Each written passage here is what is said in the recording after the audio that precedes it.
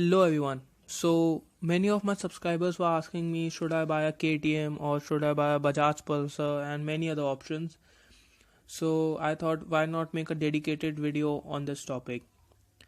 So today I will be talking about the safety concerns with the bike and will not be talking about how good the bikes are and everything. So the safety concerns are the power delivery of the KTM bikes and the brakes they get. So first talking about the Duke 200 and RC 200, the 200cc KTM bikes. So both the bikes are excellent, but the thing here is both the bikes have a lot of power, and because of its short gearing, the power is very instant. So as soon as you open the throttle, the bike launches forward, and as soon as you leave the throttle or close it, the engine braking comes in because of the short stroke, and you end up having a jerky feel, and due to this you end up going back and forward on your seat.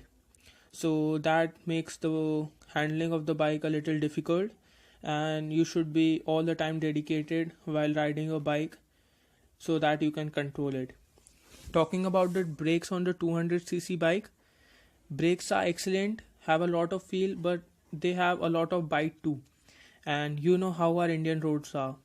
As soon as you are on a bad section of road, and you know how our Indian roads are, so they are not in the best condition they should be. So many of our roads are at the kind of dusty roads, and our roads are not very good.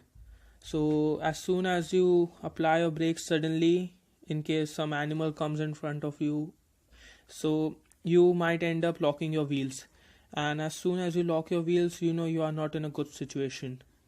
So the 200cc's don't get ABS, and that is the main concern with the brakes. If you suddenly apply your brakes, you will end up locking your brakes, and that is not a good situation. So these two things are with the 200cc bikes, and here is a braking video on my Duke 200. So here it is.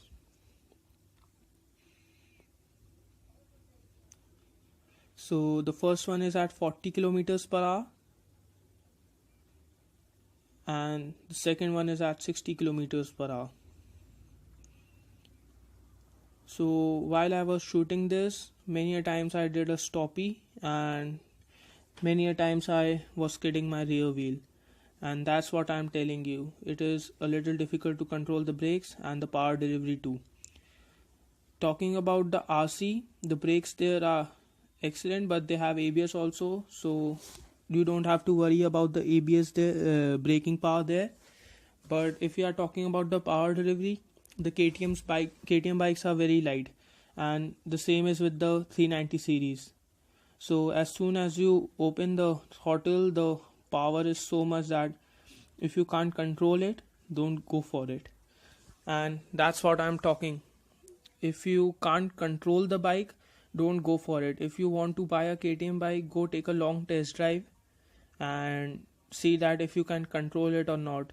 Because if you are not a dedicated rider, and if you just want to buy a bike to roam in the city and you don't want to pay a lot of attention while riding it, don't go for KTM bikes, because you might end up getting yourself into big trouble. And if you are a dedicated rider, go take a long test drive, see how the bike reacts, and see if you can handle it or not. So that's it, guys. Thank you for watching the video, and thanks.